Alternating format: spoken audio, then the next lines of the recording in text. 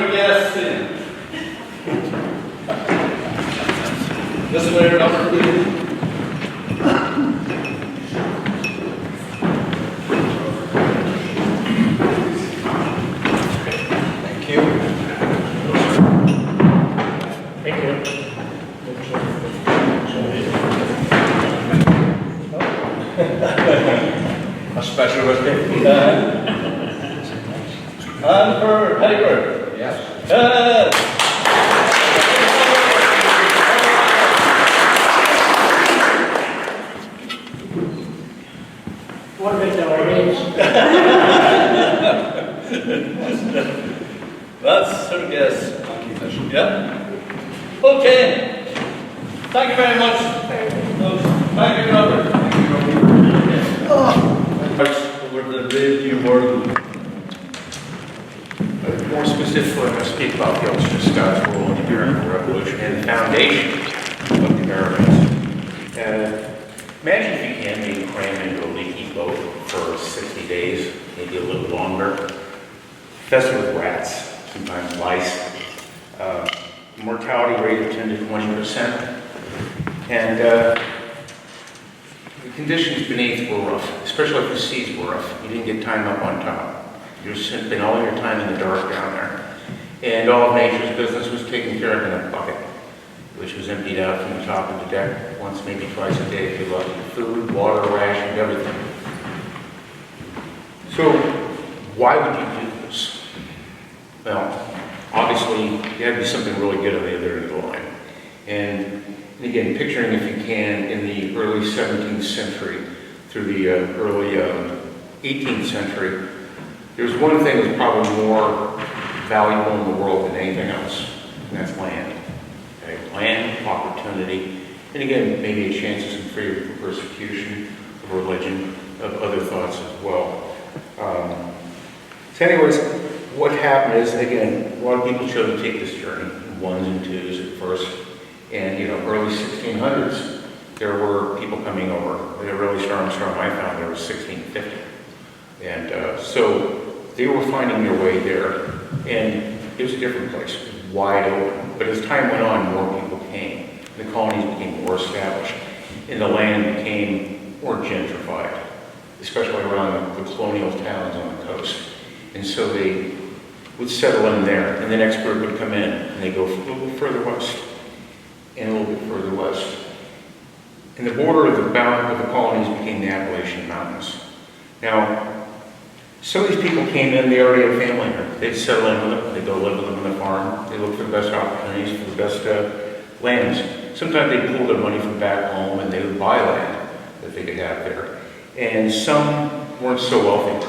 They tend to take their money and go much further west, into the Appalachians, into the wilderness. And there, it was not quite as easy. It was a wild country. Black bear, woods thick, winters very, very rough, and venomous snakes, and of course the worst of all predators, man, namely the Native Indians. They were not hospitable people. These were people coming from another world, invading their world. Obviously, they weren't quite happy, but regardless, these people took these journeys and managed to carve out livings on the edge of it. And as time went on, more came in, and they moved a little closer, and they had to keep moving further and further west until that Appalachian barrier went away, and they started moving over the Appalachians. Now, this wasn't necessarily something that the English wanted. They wanted to keep everything in control. They wanted to try to maintain peace with the Indian tribes. But all that kind of came to a head in 1755, the French-Indian Wars. The 7-Year War began. The French started recruiting the Indians. The French were in Canada in the north. They started recruiting the Indians to attack the colonies from the west, namely coming along the side of the frontier of the Appalachian Mountains and heading in towards the other side of the Appalachian Mountains to get into the colonies. And this had happened to be one of those areas where a lot of us were Scots and South. They weren't all English gentrified persons with a great deal of wealth, so a lot of these people were the frontiersmen out there. And by 1755, some of these people had been here for generations. They'd been carving out a living in the woods, hunting, farming, all the normal things a person would do. But again, the amenities of living in a colonial port city were not part of their lives. Unfortunately, it all came to them when the war hit in the front porch. One great, and again, during the 7 Years' War, the Indians and the French combined forces and frequently attacked up and down the colonial coast there of the Appalachian Mountains. And one of the frontiers was in Pennsylvania.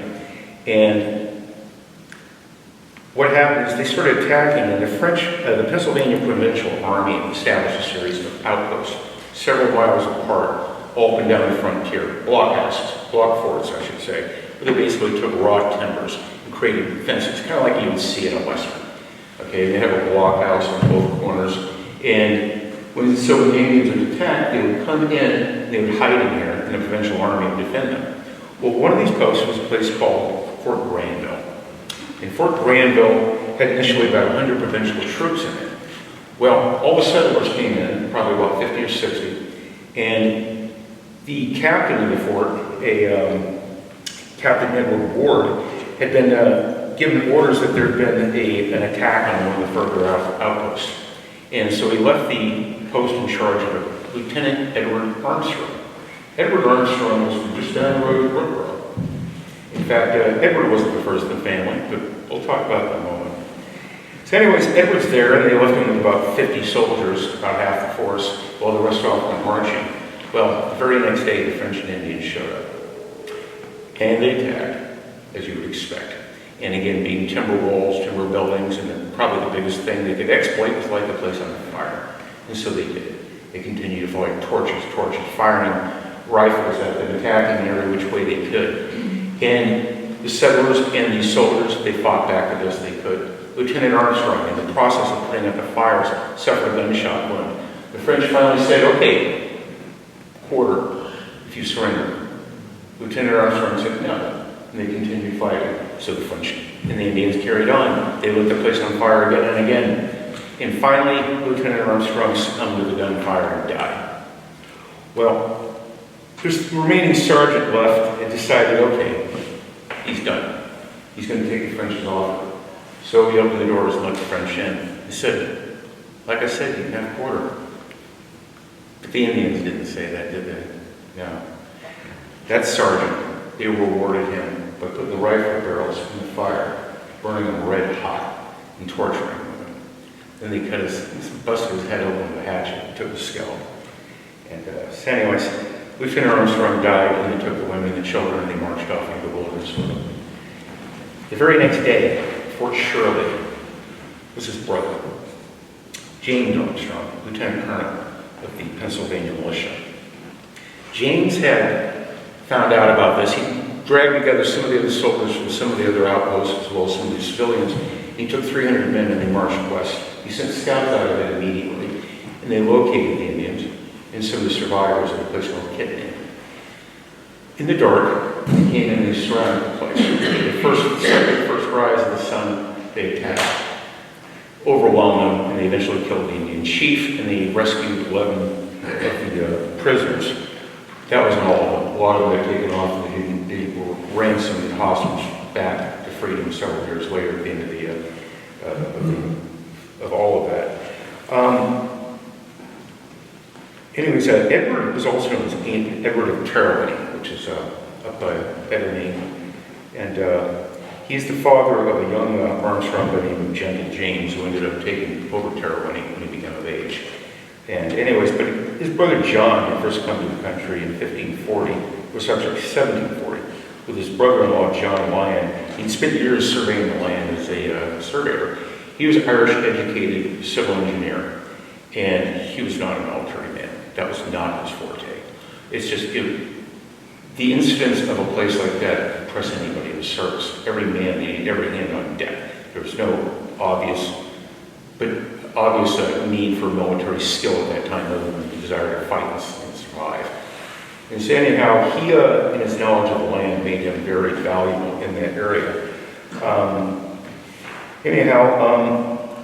He later on went on to a number of Indian attacks. He became known as, because of that raid, as the hero of Kitney. And so in 1758, he hired a command, and he led 2,700 Pennsylvania provincial troops to on a fortress expedition against the French at Fort Duquesne. The French saw them coming and blew the place up and fled. In his company was a colonel who later grew greater fame and became one of his great friends, and that was George Washington. And he at that time was only a lowly colonel. And this time, being a militia colonel there was no general. You were not going to be able to get above that. You were colonial. You were not an equal to the English. You were never going to be. That's just the way it was. But that was all fine and dandy. Anyway, so through those years, the Ulster Scots that lived out there on the frontier, they earned their stripes. They should have earned the respect of Great Britain. But it didn't really work out that way. And so by 1776, many generations of the Ulster Scots had been living free without the conveniences of England or even the colonial empire. They were still out in the wilderness out frequently. That's not all of them. I mean, a lot of them did live in the cities. They lived in the colonies. They lived better lives. But again, your average Ulster Scot wasn't necessarily wealthy. They came here for a rise above what was available for them here. And so by 1776, England wasn't an important thing to them. They were very self-sufficient people. Like I said, multiple generations lived under these conditions.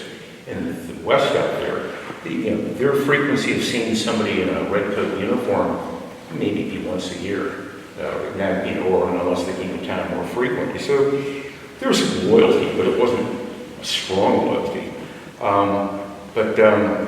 So the Ulster Scots weren't just in Pennsylvania. They spread further south, always as far south as Georgia, which at that time was right on the edge of the Spanish colonies. Well, they put out the colonies as much as outposts, that was Spanish territory. But they pushed on the edges of that. In fact, there was one incident at one time the Spanish decided to launch a campaign against these colonies, and they saw them coming and caught them in a swamp, and basically wiped them out and they fled. But anyhow, So what they had done down there, they built their own level of self-government. They kind of had their own moral compass of natural law. And these were people that understood the building blocks of a civil society in the wilderness, and that worked for them. And, despite all that, they would stay loyal, faithful subjects to the king and the generals if they treated them right. But they frequently came at them with taxes and things that were onerous to them out in the frontier. These weren't wealthy men. They didn't have large farms. They didn't have rents to collect. They were just basically hand to mouth. They had crops. They had hunted for wildlife for food. Maybe if they're lucky, they had some cattle. But for the most, they were very simple people out there. But by 1774, things had gotten kind of rough inside the colonies. There was a lot of pushback. You had the Boston Massacre. You had the insurrection at Lexington, which is often called the shot fired around the world, which started the American Revolution. And part of all that was about is that the British had banned the import of black powder and weapons, firearms, for the colonists. And that was because the colonists had started pushing back against the different taxes. You had the Boston Tea Party. It all just that the colonists had started. And meanwhile, you had all these Ulster Scots out in the wilderness. They had nothing to do with this. They were kind of out there minding their own business. When you start talking about the firearms, that's what they needed to protect themselves from the Indians. That's what they needed to hunt, to eat with. So that was kind of crossing the line. But what went worse is the English started kicking down doors and taking the guns from them.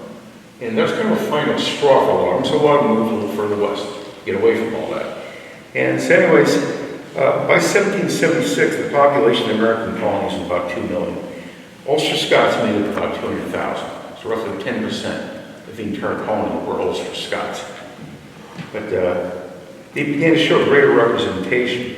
In the Declaration of Independence, the 13 colonies, at least 5 of the signers were direct Ulster Scot relations, which is a much higher representation than 10%.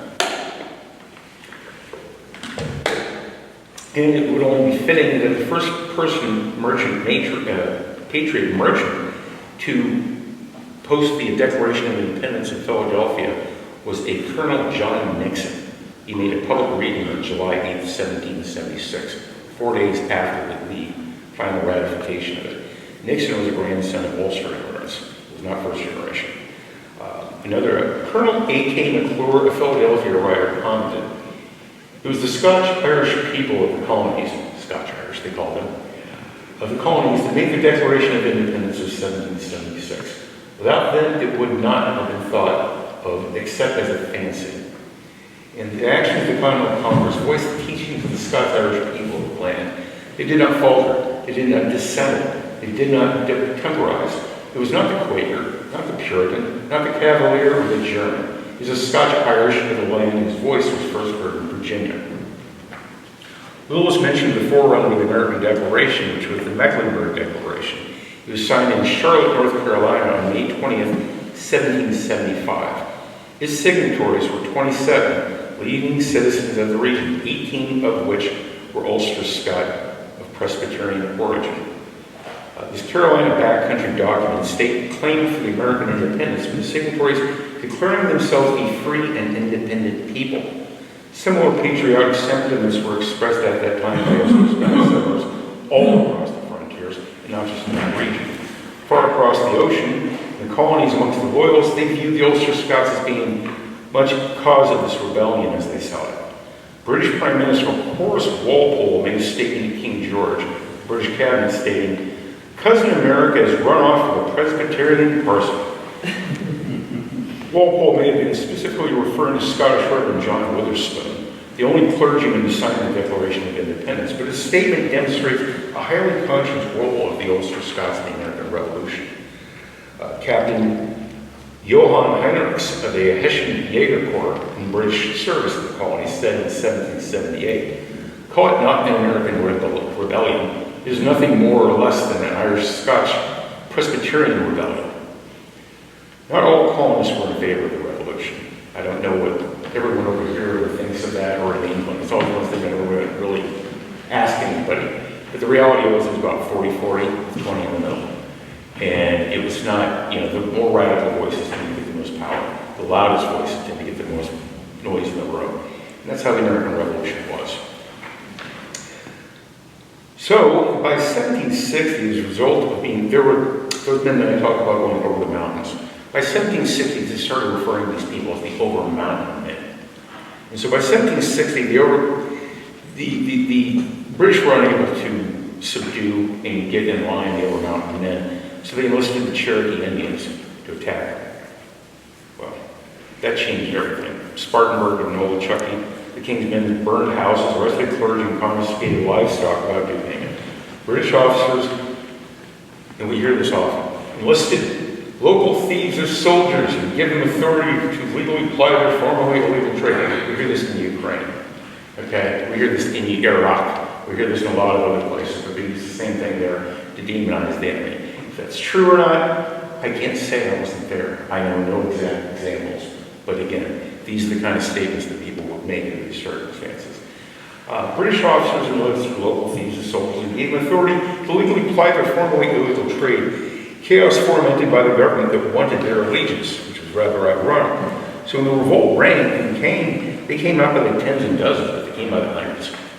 And traveling hundreds of miles on foot, on horseback, and often with their families, through swamps, through the woods, they abandoned their farms, and they came off to join the war. And again, the forests were thick. This was not easy traveling. There were no highways. There were a lot of these places, there were barely nothing more than a cow trail through the woods. So, but these men, they knew this kind of thing. So in July of 1780, the over mountain men arrived at Fort Thicket with a force of only about 200 in upstate South Carolina, led by Colonel Isaac Shelby. Their mere presence forced the British to surrender without firing a shot. They showed up and the British gave up, which is rather unusual.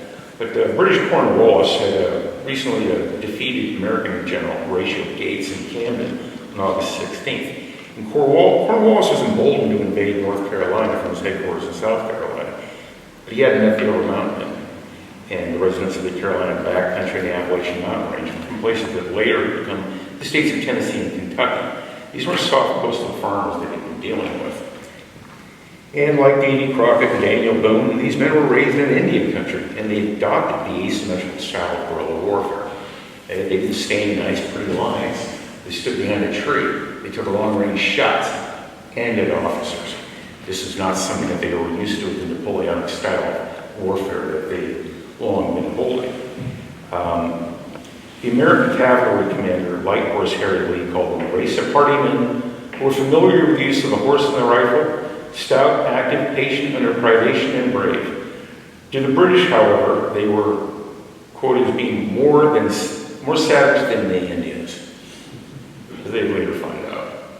In August at Musgrove Hill in Spartanburg, South Carolina, British loyalist militias were introduced to them and routed with ease.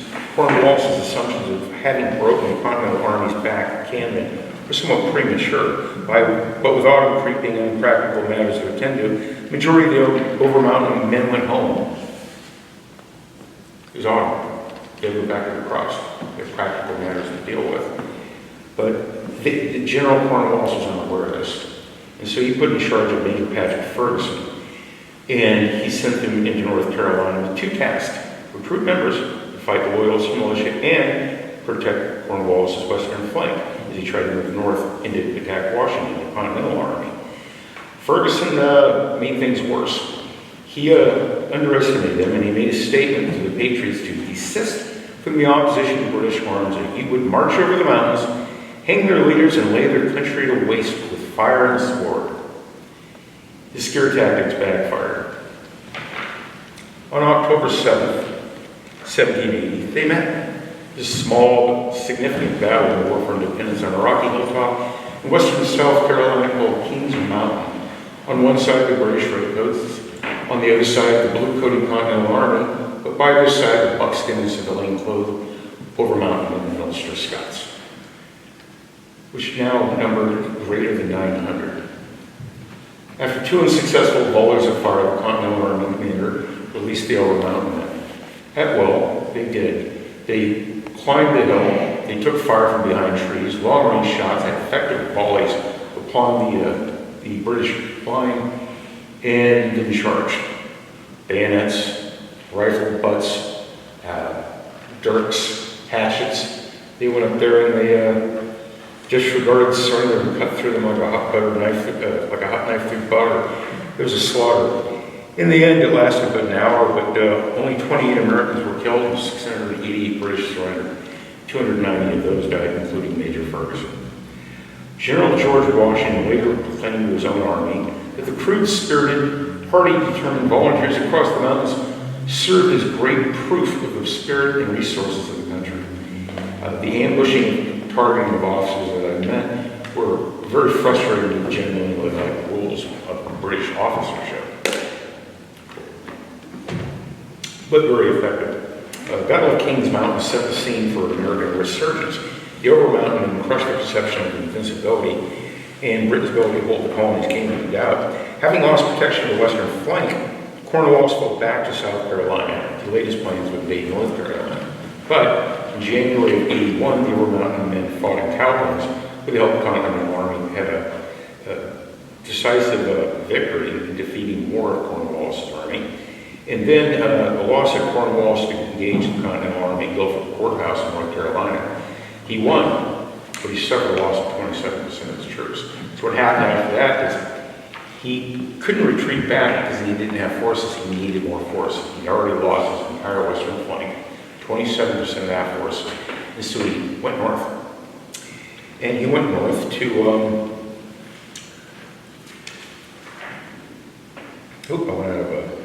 I missed an important line.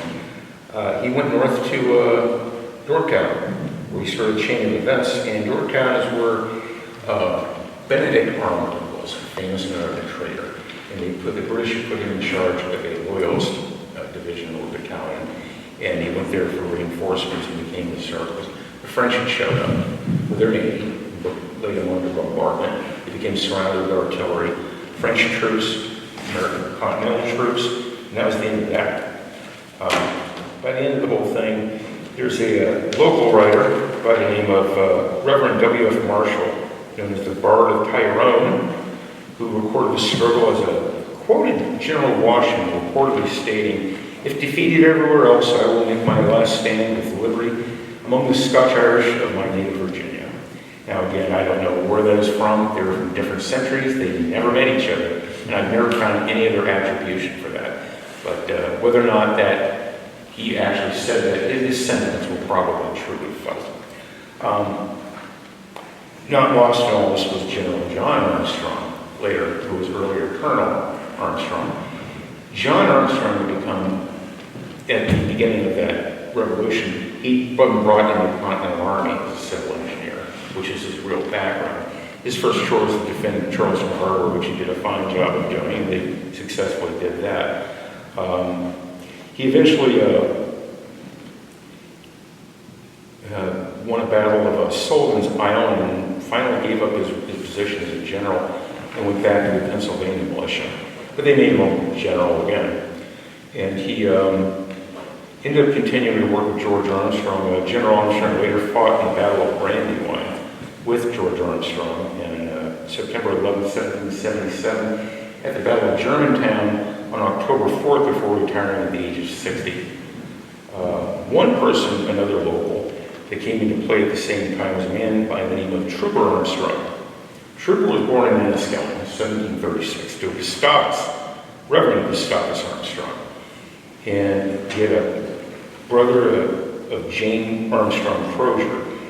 James is described as a big man whose nickname Trooper carried over with him from Ireland, where he was once an officer in the Enniskillen Dragoons. Trooper is thought to have also served in the 7 Years' War, in which he fought with great distinction at the Battle of Menden in 1759. Later left the army and came to America about that time. He was a well-to-do planter at the beginning of the war, and he went to the militia in 1775. He was appointed the colonel of the 8th Regiment of North Carolina Continental Troops. In September of 1777,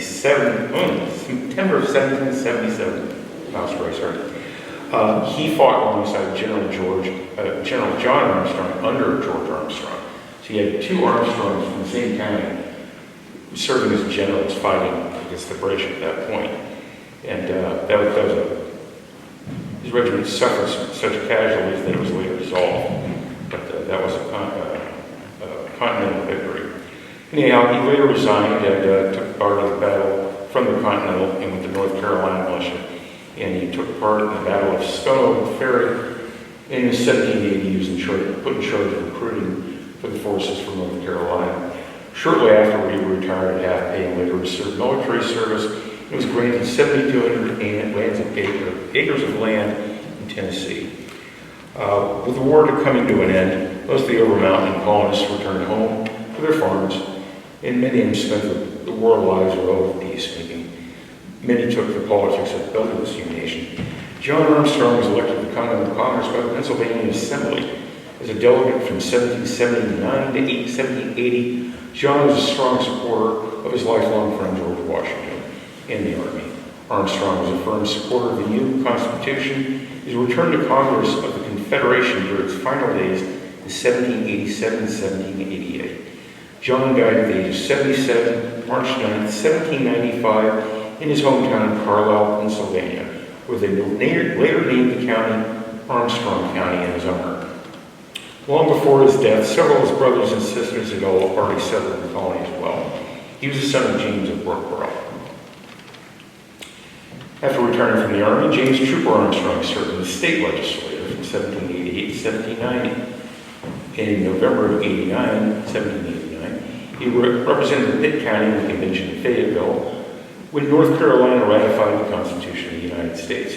James Trooper Armstrong has been his 4 sons and 2 daughters and died later in 1794. In closing,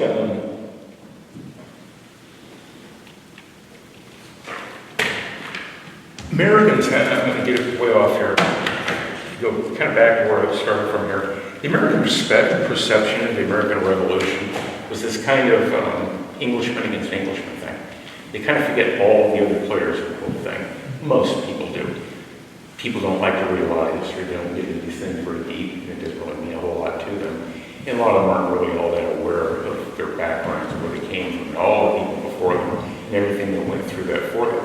But the Ulster Scots, as I told you, there's 200,000 out of 2 million. Their representation of this was massive. And again, they weren't all generals. A lot of these were very, very simple people.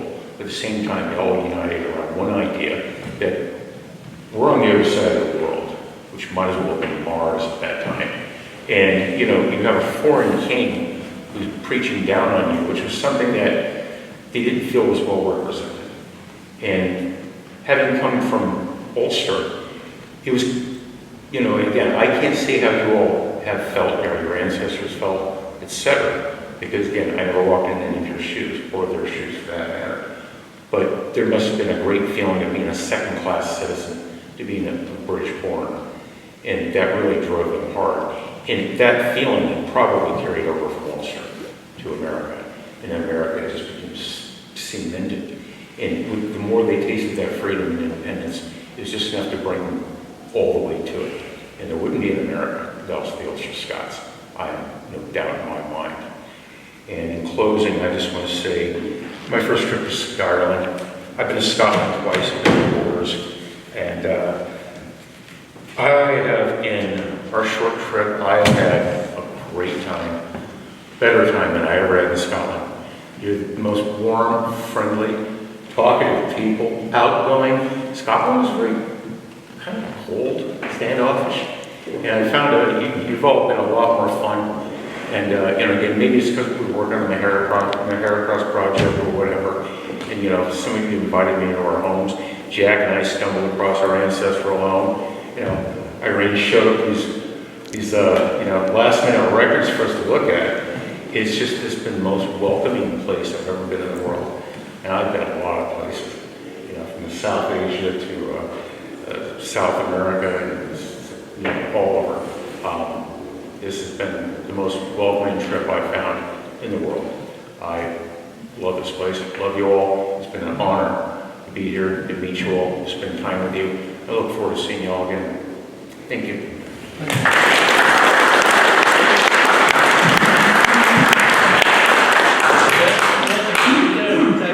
Any questions for Kevin? Yes, Kevin, can I ask you a question, please? You mentioned there was an Nixon that pinned up the notice of Declaration of Independence. There's another document. Document, what state will that have been in? What, do you know what state? What state? Yeah. It would have been probably more regional. I don't, let me see if I've got the signature of a state here. That's okay. No. It's a fair question. I really haven't practiced this much. You wouldn't ask me a lot about the borders, right? Proves I was listening. The reason that they're going to be cooler in Scotland than they were in Ireland, maybe they were afraid you were going to go back again.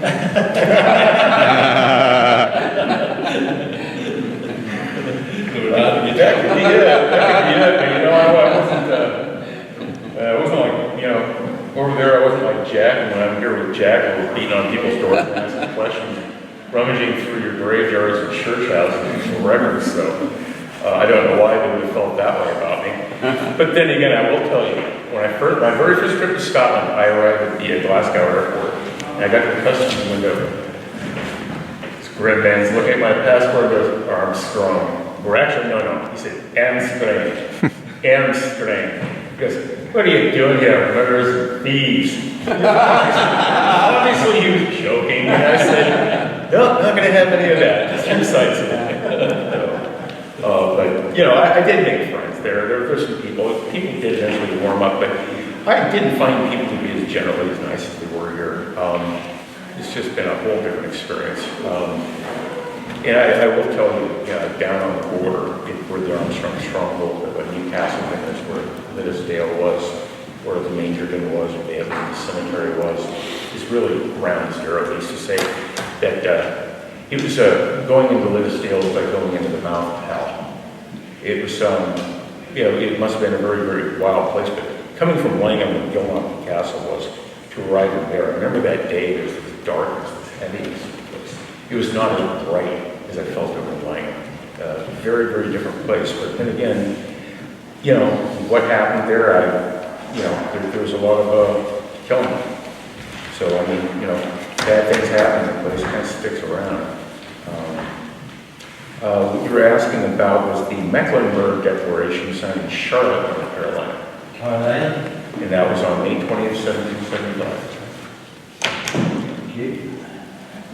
The day that Richard Nixon was inaugurated as president, it was flanked by Lyndon Johnson and Billy Graham. Yeah, who landed on Nixon, Johnson, and Armstrong. Okay, three of the most important people at that time. Well, actually, no, Johnson wasn't vice president. Johnson was vice president. The president before Nixon. We had Johnson, who was originally the vice president. Kennedy, Nixon, Armstrong, Johnson. It's still Johnson, Nixon, and it was before it was during the Johnson administration that was it Johnson was under Nixon? Yes. 69. No. Yes. No. Nixon took over after Johnson. Well, after I know that. I'm trying to remember who was president when Neil landed. Johnson. No. Nixon. It was Nixon. Okay. It was Nixon. Yeah. He invited him to the White House and all that stuff. Yeah, it was Nixon. One interesting aspect to that is one of the people we came here looking for was a guy named John Liddy. John Liddy is married into our family to Margaret.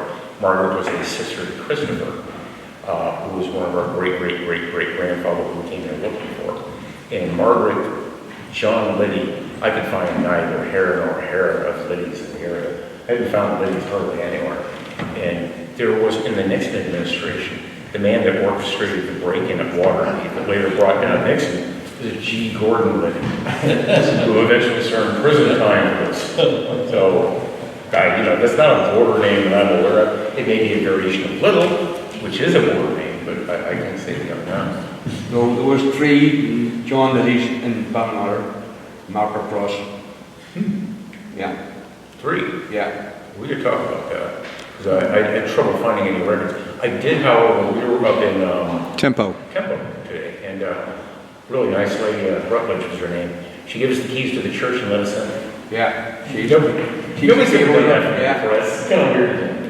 Normally people only let me in their house. But anyways, she let us in there. We went into the records, and I found in the birth records 4 before Liddy's born Yeah. in those records, and most of them back in the mid-1800s and earlier. So that was encouraging. I haven't really had time to play with those records. But Yeah, and remember, you know, Macra Cross and Temple are almost beside each other. Yeah. So the marriages crisscrossed from both of those parishes. Yeah. So there is a reference to the ladies in the tithe records, which is 1823 to 1838. There's 3 John ladies in Macra Cross parish. Yeah, that's what I really quick. Yeah. I look forward to getting back into it, because again, there's some things you're just not going to find online. Some things you've got to get boots on the ground to find. And again, a perfect example is Craig's Mill. You know, knowing that our family farm was bought by Craig, you know, it used to be Craig's Mill, and then finding out, oh, you know, we thought what was Craig's Mill was that there's a building across the river over by a mill run, okay, and it's surrounded by a green fencing. We thought that was it.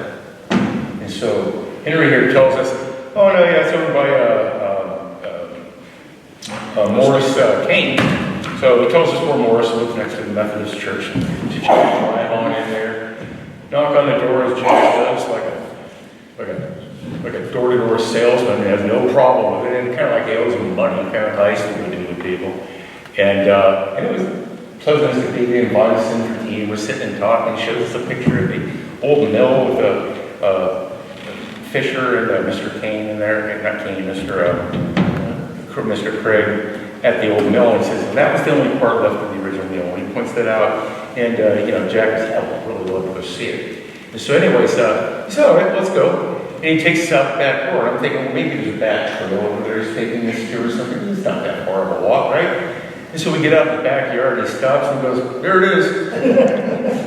Jack and I just stop, our jaws drop, and look at each other and go, that means that's the family house, okay? The family house was right by the mill. We have some letters coming back from that era of 1850 and earlier, and it was just astounding. And again, they've done wonderful work with it.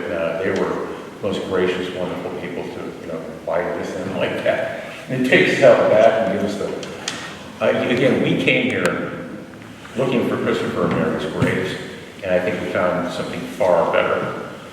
Not just, again, in the discovery of our ancestral, or at one time ancestral home, but again, the city of Ballinamallard, the people in it, how welcoming and helpful everybody's been here. I've never been in a place in the world like this. This is awesome. Thank you very much. Thank you all so much. Yeah.